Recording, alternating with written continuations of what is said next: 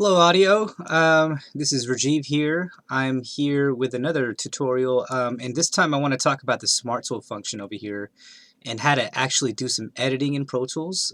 So this over here is a storytelling project that we kind of looked at earlier, and our job right now is to edit it up, clean it up, and make sure that things are clean and we have nice audio with no extraneous noises that we don't need. So as you can see here, there's a wave, but then in the beginning of this wave you'll see a bunch of blank, you'll see nothing over here. And if there's no audio over there, then it could be noise, it could be noise floor, it could be the sound of the room, and it might be something that you don't want. So you always want to remember to trim your audio clips to just make sure that you get clean audio.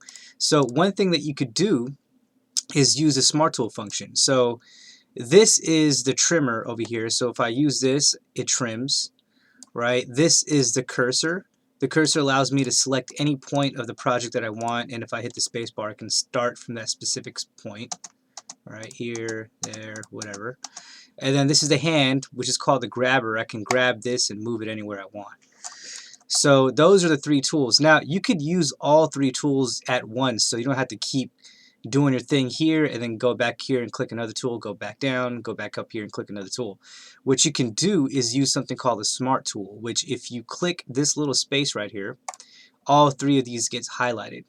And now you have accessibility of all three tools in one. And so what that means is, if you can imagine this as like the middle line right here. If I go above this middle line, it becomes the cursor. Oops. If I go below the middle line, it becomes the hand, the grabber. All right? And then if I go on the sides, then it becomes a trimmer.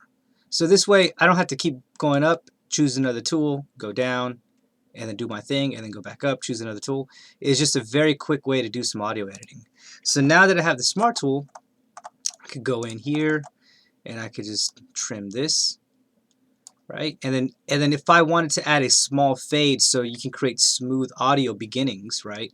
You can just go to the top left of the clip, click, and drag to the right. See how the icon changes, right? So that's the fade. Now, if you messed up on the fade, you could easily just highlight it, hit backspace, and undo it. So that's not a big problem. So I'm just going to create a small fade there. And at the end of the audio clip, I'm going to create, I can trim, small fade. Now here's another trick. It's a shortcut. So if I go here and I hit the A button, A as an apple, it deletes everything before this blinking cursor, just like that. So that's another quick shortcut that you can use to do some audio editing. All right, so, and this is what you want to do with all your audio. No matter what it is, you don't want to do abrupt beginnings. And you just want to create smooth, clean audio. You don't want any extraneous noises that you don't need. And this is how you use the Smart Tool function.